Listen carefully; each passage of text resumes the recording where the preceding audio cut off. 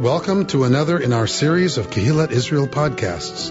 This is a recording of Rabbi Amy Bernstein's weekly Friday morning Torah study.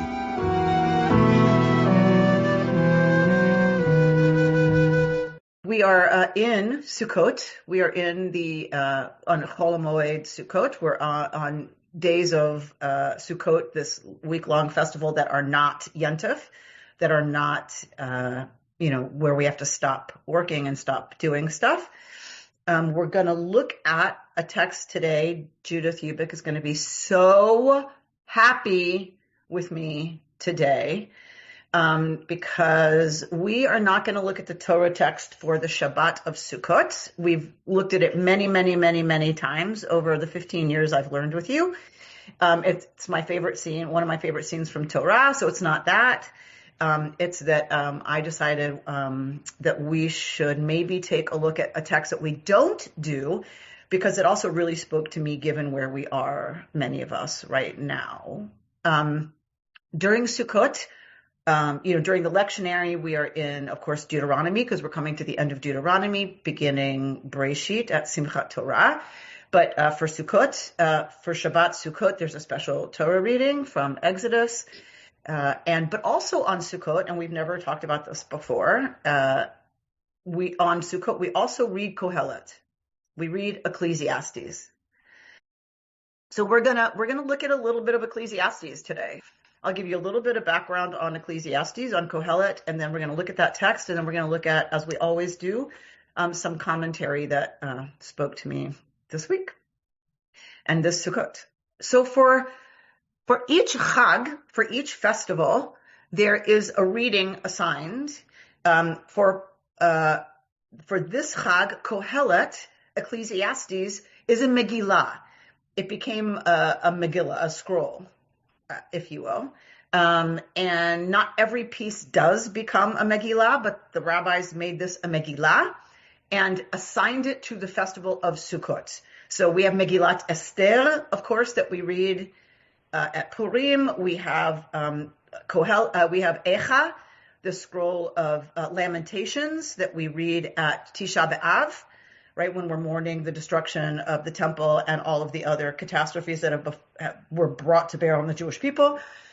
So we have different scrolls assigned to different times on the calendar. Kohelet, Ecclesiastes, is assigned to Sukkot. So it's this year really, I had to really think about that. Why? Not why. I've known the why, but always it was like, okay, yeah, I get it, right? But it's kind of a little on the nose that this Megillah, this book, this work that talks about how pointless life can feel, is assigned to the holiday where we, of course, are supposed to put ourselves in a place of vulnerability in the Sukkah for a week. So it always felt very on the nose. Like, okay, yes, we're fragile, we're vulnerable, la la la. So of course we're going to get this text that's like existentially wondering what the point of everything. It just always felt a little on the nose until this year when my life feels on the nose. About vulnerability and fragility and all of that. Like those of us who are living in it or who are adjacent to it, really get it this year about Sukkot in a whole different way, about what it means to live in temporary dwellings, not our permanent homes.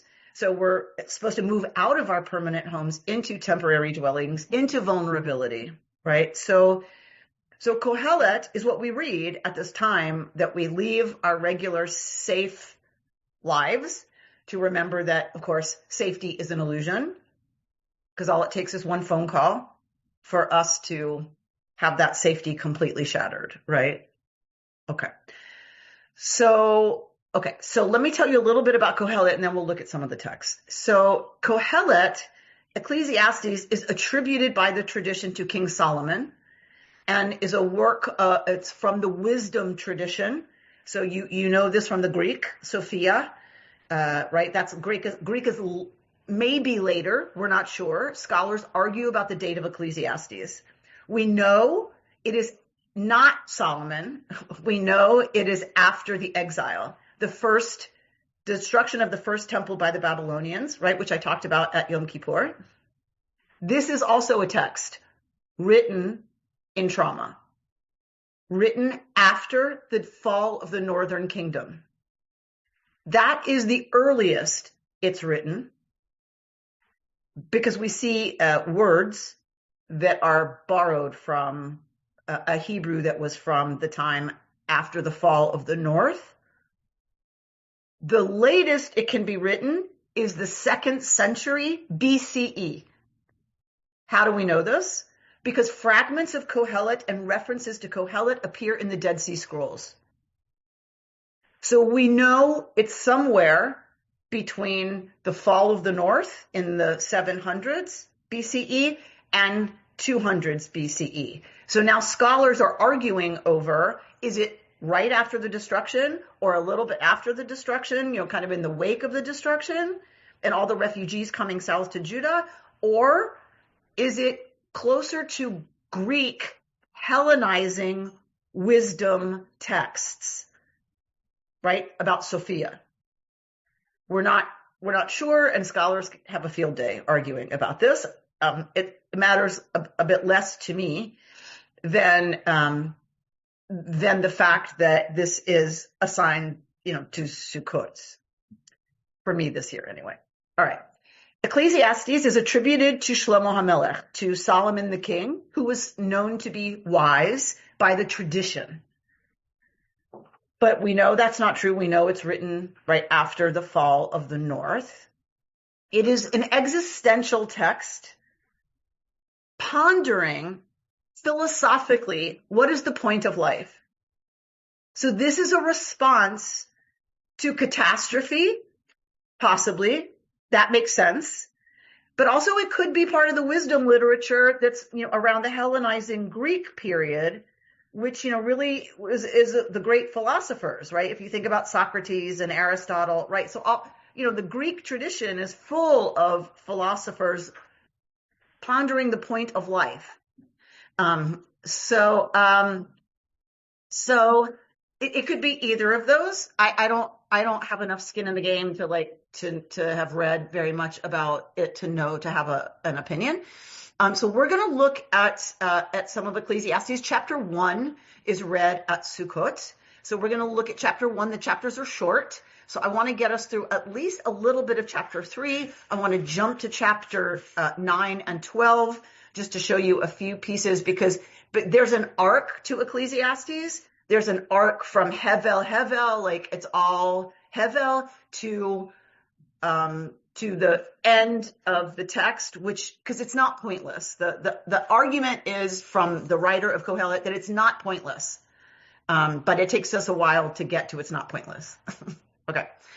All right. So I want to jump in. I've been yapping for a while here. All right. Share my screen. Okay. Here we go. Chapter 1, verse 1 of Kohelet. Divrei Kohelet ben David melech b'Yerushalayim. The words of Kohelet, son of David, king of Jerusalem. So this is attributed to a son of David who was king in Jerusalem.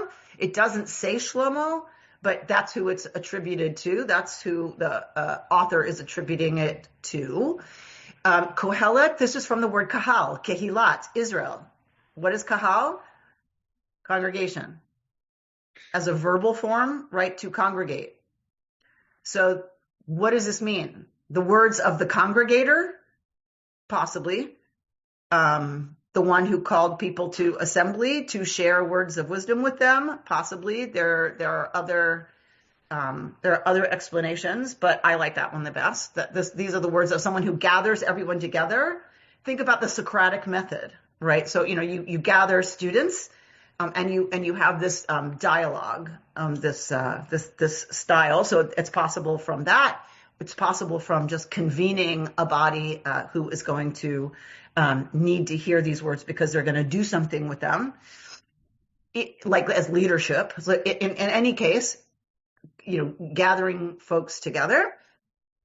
And now we get into the direct text. So these are the words of Kohelet. What are the words of Kohelet? Havel havalim amar Kohelet. Havel havalim hakol havel. You have heard this a lot. A lot of stuff comes from Kohelet that you didn't know you knew Kohelet, because it's in our English metaphors, it's in our similes, it's in a lot of places in English that goes back to the Judeo-Christian origins of our American and British English. So you've heard this vanity. You've heard it translated as vanity. Vanity, vanity, it's all vanity. All is vanity. Okay. So futile is how it's translated here. Vanity is how it is, how I grew up hearing it translated. But Hevel is literally, when you look at the definition of Hevel from its root and what it actually meant, remember the two sons of Adam and Eve? Cain and Hevel. Hevel is what happens when you breathe in cold climates. When you breathe in a cold climate, you see a mist, right? That is your breath. That is Hevel. So it is the mist that is caused by the breath. So it is meant to mean something, the word ephemeral is all that's coming to me. I'm not sure that that's right though. So something insubstantial, but it's there and it is connected to life, right? It's connected to breath, but it's something that's not stable, something that's not graspable, something, right, that disappears and dissipates. That is Hevel. So futility, vanity, okay, they're not wrong.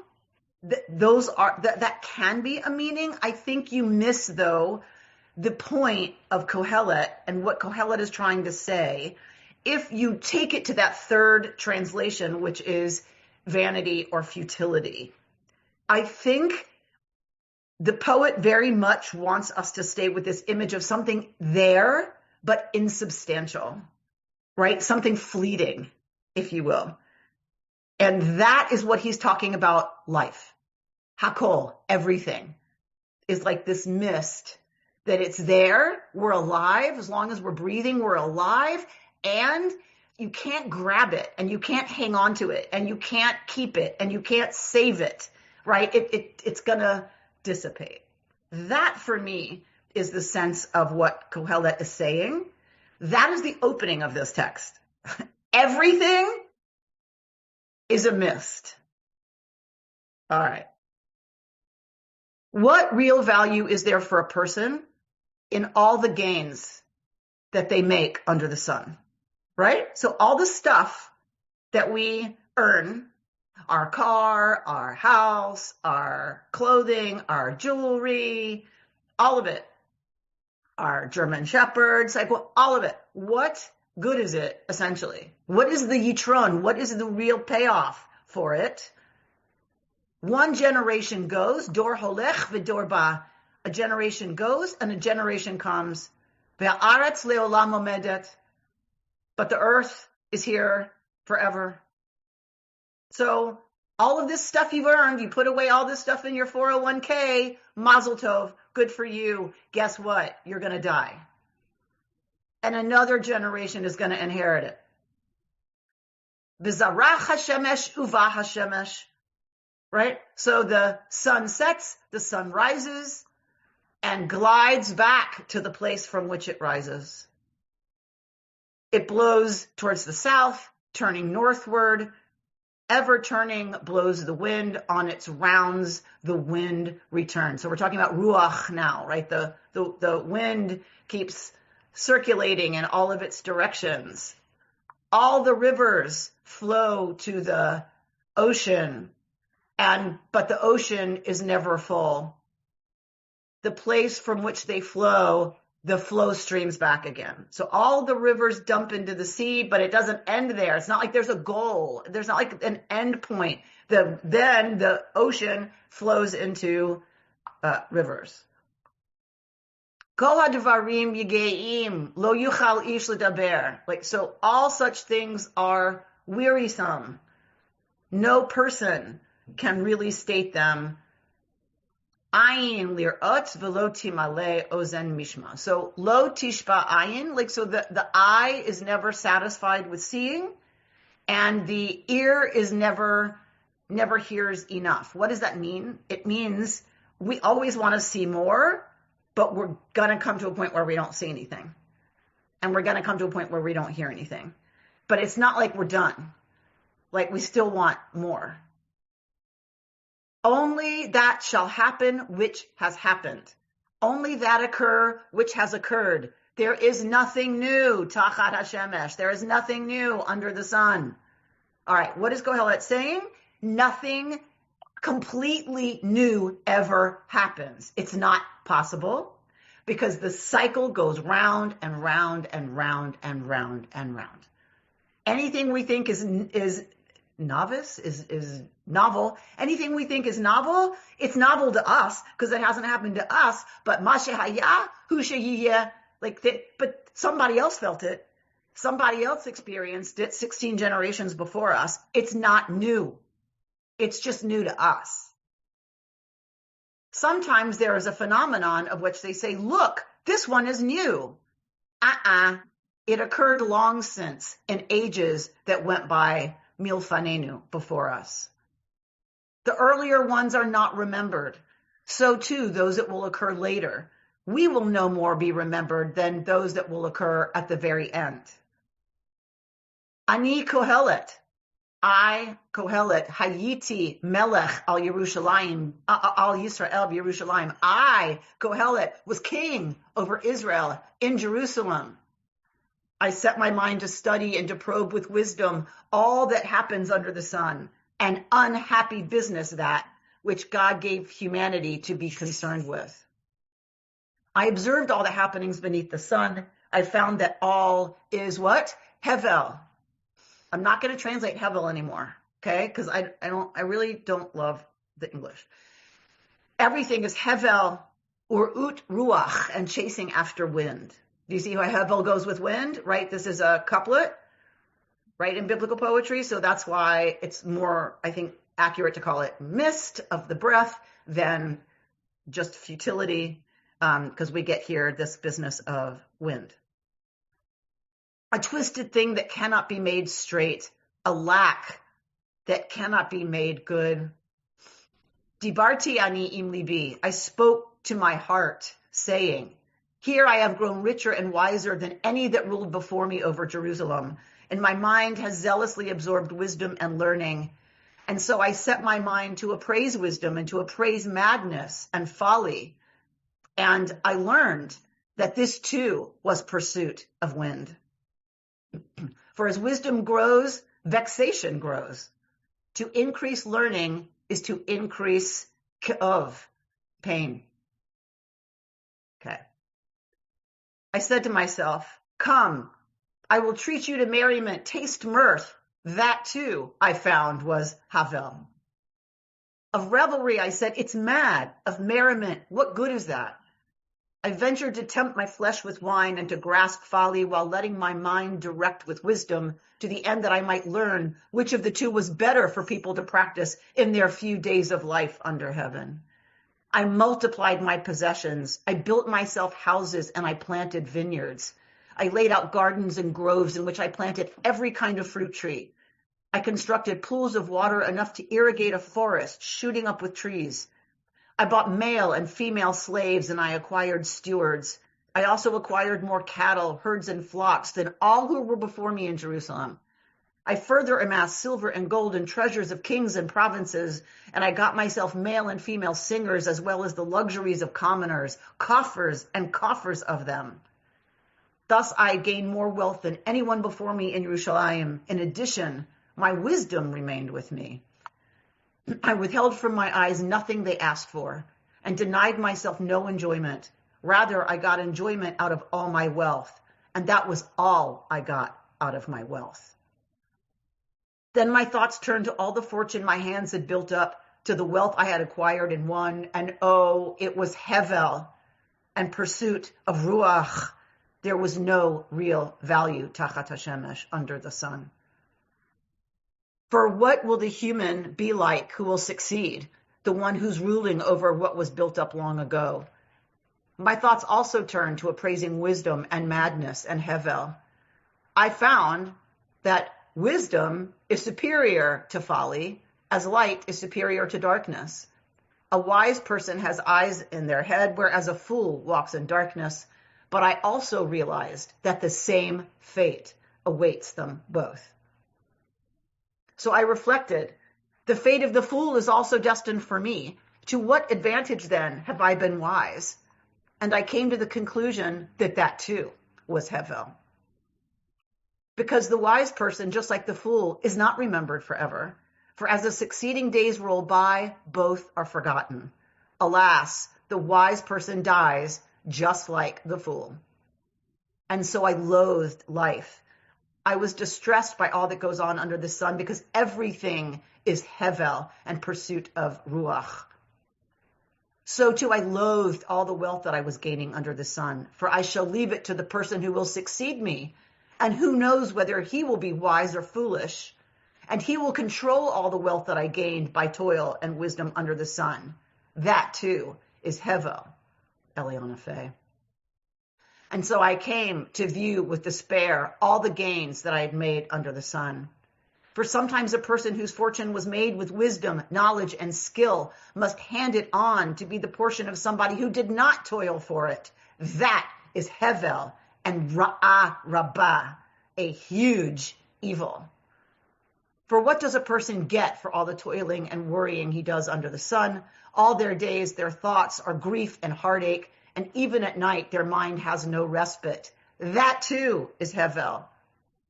There is nothing worthwhile for a person but to eat and drink and afford themselves enjoyment with their means. Even that comes from God. For who eats and enjoys but me? To the person, namely, who pleases God, God has given the wisdom and shrewdness to enjoy themselves. And to the one who displeases, God has given the urge to gather and amass, only for handing on to one who is pleasing to God. That too is Hevel and pursuit of wind. You know this one? L'chol zman ve'et l'chol chefetz tachat hashamayim. A season is set for everything, a time for every experience under heaven, a time for being born and a time for dying, a time for planting and a time for uprooting the planted, a time for slaying and a time for healing, a time for tearing down and a time for building up, a time for weeping and a time for laughing, a time for throwing stones and a time for gathering stones, a time for embracing and a time for shunning embraces, a time for seeking and a time for losing, a time for keeping and a time for discarding, a time for ripping and a time for sewing, a time for silence and a time to speak, a time to love and a time to hate, a time for war and a time for peace. What value then can a person, a person who does get from what they earn? I have observed the business that God gave to people to be concerned with. God brings everything to pass precisely at its time. God also puts eternity in their mind, but without ever humanity guessing from first to last all the things that God brings to pass. Thus, I realize that the only worthwhile thing there is for them is to enjoy themselves and do what is good in their lifetime. Also, that whenever a person eats and drinks and gets enjoyment out of their wealth, it is a gift from God. All right. So I want you to hear there. All right. So far, what's your impression? What's the message of Kohelet? Everything's futile. Everything is futile. Yeah, don't work hard and make a lot of money. Why? Don't work hard and make a lot of money. Why? Because it goes on to the next generation. Because it goes on to the next generation who did nothing for it. They didn't earn it. They weren't clever. They didn't work hard. All that you worked for is going to go to somebody who didn't work for it and who may, in fact, what? Squander it if they're not clever. Right? Yes, Mehmet. But if you gathered and built wisdom, it will be transferred onto the new generations, and it will never be dispersed, or it will never be gone. But the person who has wisdom and passes it on is going to die the same as an idiot. So what's the point? The point is that it's about wisdom. It's not about persons. It's not about people. All right, but let's talk about Kohelet. What does Kohelet think about wisdom?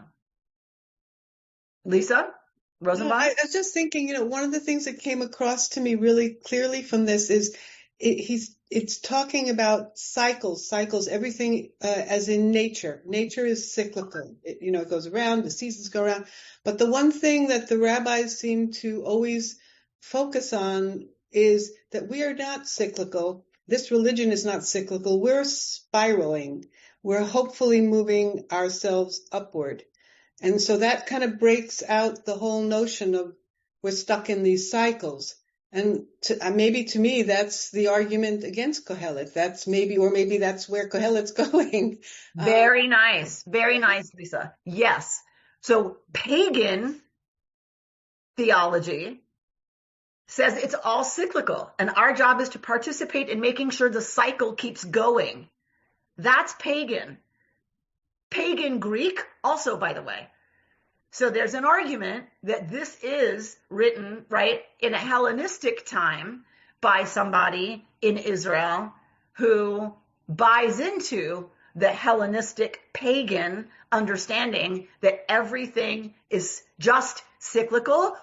It isn't moving towards anything, right? So very, very good observation. This is why in the Talmud, they are still arguing about whether or not Kohelet should be in the canon. They argue about a couple of different texts. This one, Song of Songs, the erotic, like pornographic poetry of Song of Songs. There's grapes hung down in my face. Come on, people. So the pornographic love poetry, Rabbi Akiva argues for it to stay in the canon because it is a metaphor for God and Israel. Mm-hmm. And Kohelet, they argue for Kohelet. So there's an argument to keep Kohelet in, but there's a very strong resistance to Kohelet being part of the canon for exactly what you just said. All right, Evelyn is saying it's not just about selfish gains, but about the value of passing on wealth. That is not what Kohelet is saying, though. That might be what we say. Kohelet's saying getting all this wealth and all this wisdom, it doesn't matter. Because if you pass it on, there's no telling what the next generation is going to do with it. We have no control over what the people we hand it to are going to do with it. This is not hopeful, people. All right? I mean, so far. We're only in chapter 3. But it is not a text it's all about handing it on. Kohelet is complaining that we're going to hand it on to folks who may squander it, who won't value it necessarily, who won't do the right thing with it necessarily. Okay, Mehmet? Do we know where and when Kohelet was redacted, or when it was edited? We can't know when it was written, but we can more or less know when it came to this latest edition. I think the culture matters a lot where it was redacted or edited. So that is why there's argument, because people can look at the text and argue for an earlier date and a later date, of it being redacted. We know it must have been before the Dead Sea Scrolls, because the Dead Sea Scrolls mentions it, Kohelet. So we know it's between, like I said, like the 700 or 600s and 200. But we're just not sure if it's on the 300 end, which is Hellenized, areas, or is it like closer Alexandrian time? Right. Is it closer to that, or is it closer to the fall of the North? 100 years after the fall of the North. So that's the argument among scholars. We don't have any, as far as I know, we don't have any evidence for a firm date of final redaction. Okay, anything else before we look a little further? I'm just going to say it reminds me of the myth of Sisyphus. Yes. The Sisyphus who was rolling the rock up the hill, and as soon as it got up the hill, it rolled down the hill. Yes. And in a way, very Oriental, in the sense that it's very fatalist. Right. And very Greek that way, right? So that's one, that's how some people argue for when it was written. Let's skip ahead. All this I noted and ascertained, all this, that the actions of even the righteous and the wise are determined by God, by Yad Elohim, the hand of God. Even love, even hate. People know nothing about this beforehand. For the same fate is in store for all, for the righteous and for the wicked, for the good and the pure, and for the impure, for the one who sacrifices and the one who does not, for the one who is pleasing and for the one who is displeasing, for the one who swears and for the one who shuns oaths.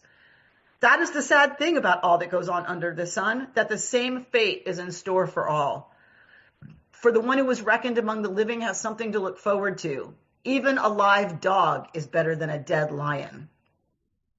Okay. Since the living know they will die, but the dead know nothing. They have no more recompense, for even the memory of them has died. Their loves, their hates, their jealousies have long since perished, and they have no more share till the end of time and all that goes on under the sun. Go eat your bread in gladness, drink your wine in joy, for your action was long ago approved by God. So this is interesting. These are arguments for it staying in the canon, right? That this is Ratzah Elohim et Ma'asecha. God wants the things that you're doing. God wants you to be able to enjoy the fruits of your labor. So ultimately, the same fate awaits us all. Ultimately, we can't take it with us. Ultimately, it's all going to somebody else who didn't work for it. But God wants that you should enjoy it. Okay? So go ahead and enjoy. So this, remember the sermon I gave on 4,000 weeks at the High Holidays? So that book, 4,000 Weeks, talking about awareness that it all ends doesn't have to be depressing and doesn't have to mean it's all hevel in an only bad way. That's why I don't want to say futility, because that is only negative. If Kohelet is saying it's all hevel, it is all ephemeral, that's true. We get 80, 90 years. That's it. And we know we're going to die. And the time goes faster and faster the more experience we have, because our brain ignores more and more of what's normal and regular.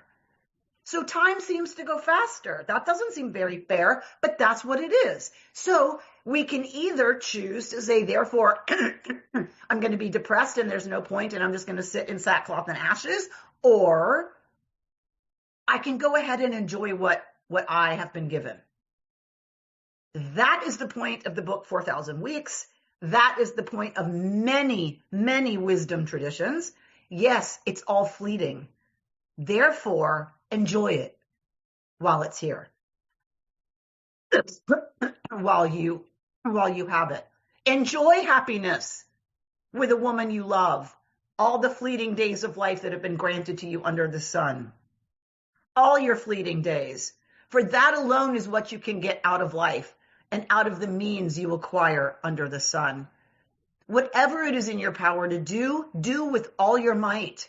For there is no action, no reasoning, no learning, no wisdom in Sheol where you are going. Sheol is the underworld. Right, go ahead. So yes, it's all going to be Hevel. And once you get to Sheol, you don't get to do and drive a car. So enjoy your car. I just got a new car. Because I totaled my car. So yeah, I know, right? So I'm very much in touch with this these days. Because had I gone through the windshield, right, had I died, had I killed someone else, then I wouldn't be sitting here teaching Torah this morning. So I'm very in touch with Ecclesiastes right now. That, okay, so yeah, did I want to do that? Is that how I wanted to get a new car? No. But go ahead and enjoy it, because someday you're not going to be able to drive. Someday you're not going to be able to go outside with the dog because you're going to be dead. So go ahead and enjoy the beautiful day that's out there today. That is another response to everything being hevel and being very aware that it is all hevel. It can be a motivating force to have us lean in to life. I have further observed under the sun that the race is not won by the swift, nor the battle by the valiant, nor is bread won by the wise, nor wealth by the intelligent, nor favor by the learned. For the time of mischance comes to all. You might say catastrophe, disaster, right? Tragedy comes to us all. A person cannot even know their time. As fish are enmeshed in a fatal net, and as birds are trapped in a snare, so people are caught at the time of calamity when it comes upon them without warning. This thing, too, I have observed under the sun about wisdom, and it affected me profoundly. Okay, so I'm not going to go into this metaphor. We're going to go to chapter 12, the speed reading version of Kohelet. So appreciate your vigor in the days of your youth, before those days of sorrow come, and those years arrive of which you will say, I have no pleasure in them. And before sun and light and moon and stars grow dark, and the clouds come back again after the rain, when the guards of the house become shaky, and the people of valor are bent, and the maids that grind, grown few, are idle, and the ladies that peer through the windows grow dim, and the doors to the street are shut, with the noise of the handmill growing fainter and the song of the bird growing feebler, and all the strains of music dying down. When one is afraid of heights and there is terror on the road, for the almond tree may blossom, the grasshopper be burdened, and the caper bush may bud again. But the human sets out for their eternal abode, with mourners all around in the street. Before the silver cord snaps and the golden bowl crashes, the jar is shattered at the spring, and the jug is smashed at the cistern, and the dust returns to the ground as it was, and the life breath returns to God who bestowed it. Can I tell you how many times I've said this at the graveside? Hevel, havalim, mist of mists, said Kohelet. All is hevel. Because Kohelet was a sage, Kohelet continued to instruct the people, listened to and tested the soundness of many maxims. Kohelet sought to discover useful sayings and recorded genuinely truthful sayings. The sayings of the wise are like goads, like nails fixed in prodding sticks. They were given by one shepherd. All right, so the end of Kohelet, the sum of the matter when all is said and done, fear God and observe God's commandments, for this applies to all of humanity. God will call every creature to account for everything unknown, be it good or bad.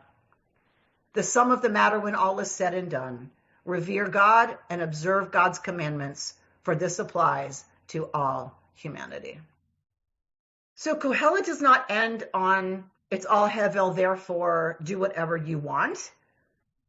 Kohelet ends on, before the silver cord snaps, enjoy what you've been given, appreciate it, and everyone will be called to account in the end.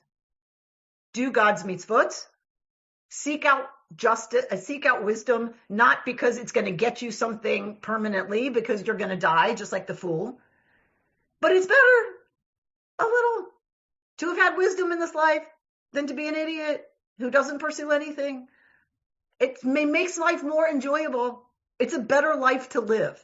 Not that it's going to result in anything different than the idiot who's also going to die. But it's a better life. It's more enjoyable. This is my interpretation. He doesn't say that, but this is my interpretation, because it comes right after enjoy what God gave you, right? Like, so the Kohelet continues to pursue wisdom, even though Kohelet is acknowledging that we're all going to Sheol. We're all going to the same place. But while you're here, if you live the life of watching, the Real Housewives of Orange County, if that's all you do, that's one life, okay? But better to be about some other stuff. It's a better life. It's fuller. It's richer. It's more rewarding.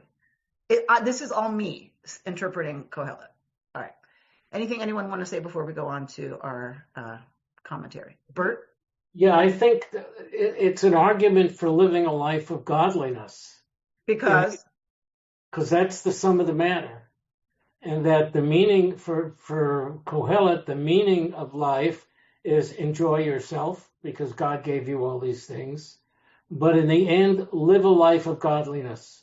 Not because it's going to get you stuff, but because that's what makes life worthwhile. Okay. And so no matter what calamity hits you, you have something to hold on to and you have a direction to go in. And from that standpoint, I could see why they'd want it in the canon, because it's an argument. It's a very practical and truthful argument for living godliness, not because you have to, not because you don't have to. And like I said in High Holidays, I think what you're pointing to is this is written out of trauma, even if it's in the 300s. The North has been destroyed, and if it's written in the 300s, so has Judah. Everything's been destroyed, right? So to your point, these are people, Kohelet, and the people reading Kohelet have faced the ultimate devastation and exile, right? And even if it's just the North, but it's either just the North or it's the North and the South, like we talked about with Deuteronomy. So what's the point? If it's all going to be destroyed, if God's own house is going to be destroyed, God's going to let that happen, then what's the point?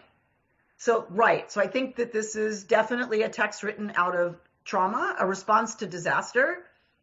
And that it's not because you're going to get anything. It's not because you're going to stay safe. That's not why you live a life of godliness. We live a life of godliness in the wake of destruction and trauma and disaster, because that's the only thing that gives it shape and meaning. Okay. And it's a reason for living. Okay. It's a reason for living, because it ain't about if you do it, you're going to be okay. Right? All right. So let's look at some sources. I post a lot of it so that you can have it and print it out for yourselves. It's not because I don't always read all of it, but this is from Oren Chayon, Making Homelessness Our Home. So I'm going to drop to the final paragraph. Sukkot's joy, right? So Sukkot is Zman Simchatenu, the time of our joy, right? Because in Torah it says, V'samachta b'chagecha ve'ayita ach sameach, about Sukkot. You shall rejoice in your festival and you shall be only sameach, only joyful. So Zman Simchatenu, the time of our joy, is Sukkot, derives from a paradoxical sense of being at home within homelessness, a feeling of being secure in God's presence, even when we have nowhere else to call our own. I read to you from the Rush home. Even without a home of our own, the Jewish people can feel secure, sheltered by each other within the nearness of the divine. All right, so for me, that certainly landed a little differently this Sukkot than it has before. This idea of being at home and joyful, even in homelessness, in our Sukkot, in our temporary dwelling places, because we're supposed to be together. That's our home. Our home is each other and the divine. I mean, that's always what the Sukkah has meant, but it just felt a little different for me this year. All right. Now we're going to get to Kohelet and Sukkot. When we try to move beyond creature comforts and make life more meaningful, the author of Kohelet finds, nothing seems to turn out as we plan. After all, we're just concluding our Torah reading cycle with Deuteronomy and its theology that God rewards the righteous and punishes the wicked. Kohelet doesn't see it. A life with a strict correspondence between deed and consequence, virtue and reward, vice and punishment would make sense. But Kohelet sees that this does not happen and is weighed down by the collapse of meaning. Thus does Kohelet see the world ultimately as hevel, pointless, futile, absurd. Kohelet finds no answer for life's absurdity. The best Kohelet can do is recommend accommodations to it. But this rabbi is arguing, rather than a message of futility, This reads as a message of hope. Even if we cannot make sense of life in some grand cosmic sense, we can find purpose and satisfaction in the tasks of daily life. We can create and we can share, we can heal and we can love. Maybe it's not all that we would like for as long as we would like, but God provides us with the time for every experience under heaven, right? So go ahead and enjoy the time while you're a teenager and going to tailgating, whatever. Go ahead and enjoy the time you have little kids, because they're going to grow up and leave you and never call and never write. And go ahead and enjoy the time with your spouse while you have your spouse. Then enjoy time with another spouse or another person after that. Like, enjoy each season, because that's all we have. Rabbi Ellen Littman writes, as Sukkot teaches and elders know, all dwelling places are transitory. Whether we have settled in a physical house, an emotional state, an idea, or an image of God, it is likely that it will change. Each of the places we dwell, whether in a physical, emotional, or spiritual tent, is a temporary and fragile dwelling. It is to be embraced. Its teachings are to be harvested, and we must not hold on too tightly. Sukkot teaches us to acknowledge the holiness of each of these residencies, even as we recognize that change is inevitable. Perhaps this wisdom can give us courage to learn in each new experience, even in the most difficult of situations. I have to say, I'm starting to open to some of this. It's taken me 9 months, but I'm starting to open to some of this. It's starting to make some sense existentially that, okay, what can I learn from the fact that I have no home? That everything I've had in my life up till now is gone. What? Learn sounds like I'm being, pie in the sky. I'm not. What is happening to me at the tectonic plate level as a result of choosing to go ahead and live fully into I have no home and all my stuff is gone? Does that make sense? It's starting. I'm not there. It's starting, right? I'm not obsessed in the same way with it's all gone and how disoriented and vulnerable I feel and just dislocated in the universe. I'm starting to ask what's here in terms of what I'm becoming as a result of living fully into the situation I'm in. I'm getting love. I'm getting support. I'm being held. I'm in community. I'm valued by my community most of the time. I am challenged by my work. I love my work. What does that mean? What? Like that, and it's all gone. I think that's what Kohelet is getting at. It is all Hevel. And when you really, really get that, there is a learning, a wisdom, an appreciation that comes when you really get that, but not from a place only of despair and loss, but from a place of, okay, what does that mean about how I approach life right now, today? I'm enjoying meals a little more, right? I'm taking time to eat a little more, right? I'm gaining weight, right? Like I was terribly skinny and it was muscle I was losing too, right? So, okay, I'll shut up. Okay, here we go. Let's go to some more commentary. All right, I love Dr. Mijal Biton. And she says, everyone's obsessed with safe space these days.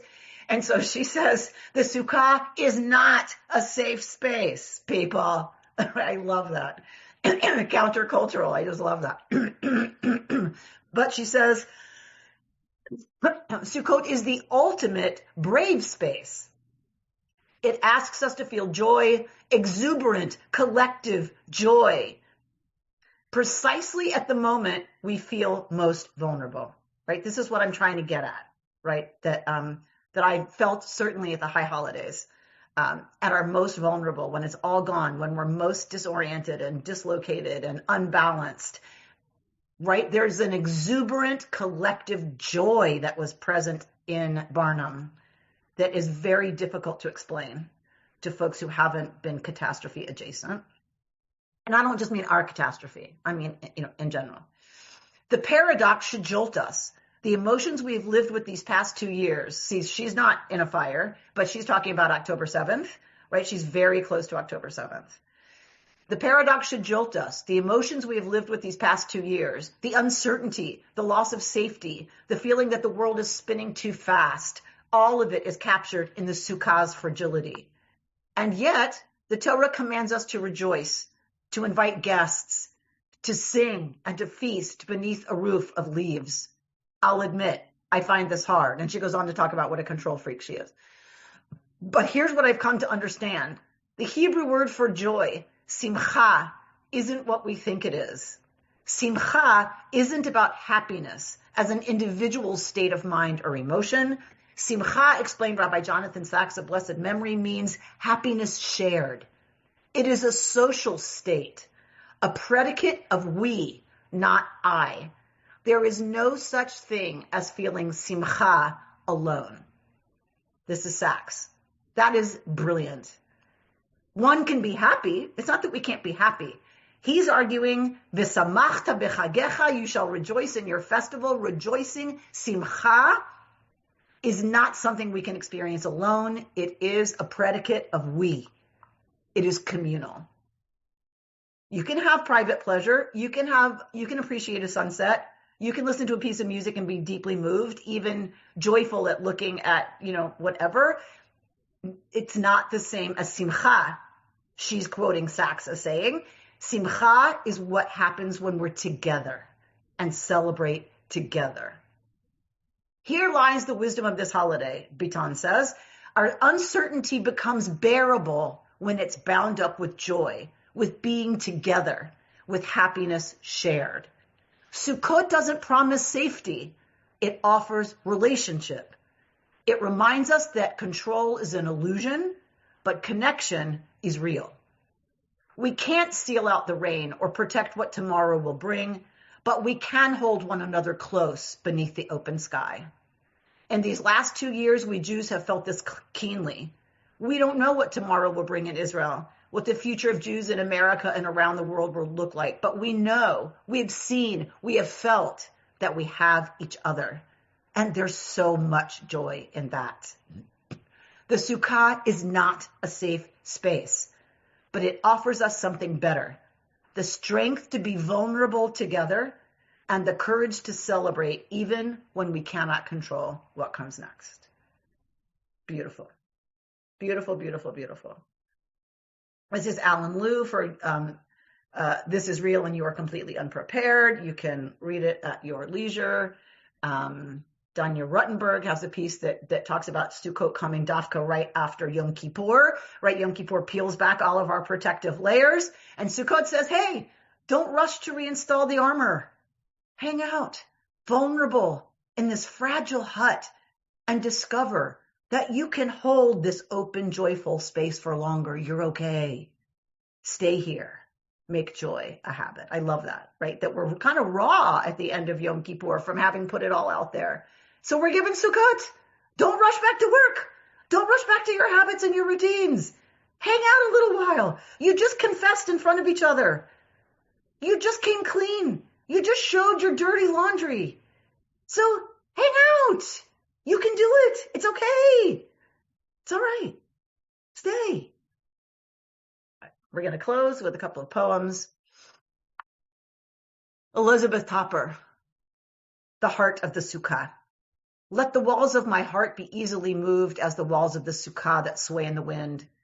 Let the roof of my heart be porous to tears as the roof of the Sukkah that lets in the rain. Let the space in my heart be open to guests as to Ushpizin who pass through each night. Let the beat of my heart be a vital reminder that life here is transient, a temporary dwelling. Let the walls, left unsealed, and the roof with its lattice frame the cracks that will let in the light. Yes, and not to Leonard Cohen. Fragile by the Velveteen Rabbi. I see how fragile everything is around you, How tenuous any peace. Reasons for sorrow pile up like fallen leaves. Feel my heart touching yours, enfolding yours.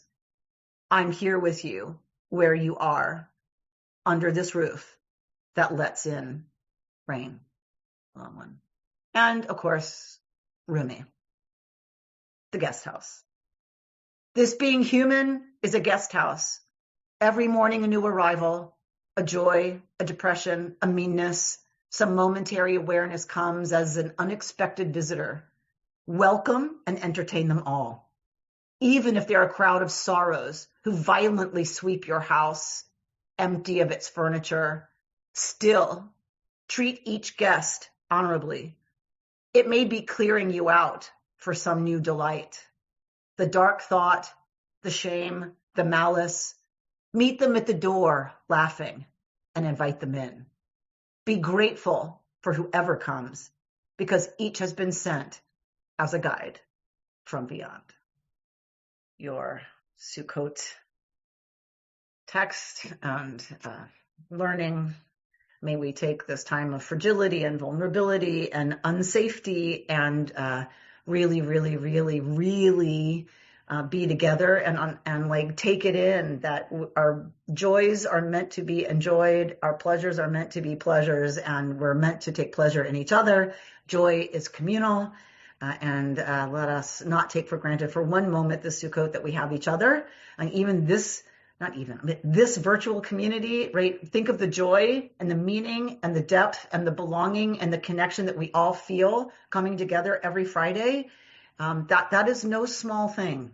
That we have technology that allows us to do that. What an amazing, amazing thing. I am so grateful for all of you. I am so grateful for our learning together. Thank you for keeping me on my toes. Thank you for keeping me stretching and growing. People say, well, can't you just teach something you taught like a few years ago? I'm like, you don't understand. This group expects a graduate level seminar every week. So thank you for keeping me honest and for keeping me studying and growing and learning. I'm so grateful for all of you, for this community. And so I have spiraling upward. Spiraling upward. You've been listening to Rabbi Amy Bernstein's Friday morning Torah study from Kohelet Israel in Pacific Palisades, California. For more information, go to our website, www.ourki.org.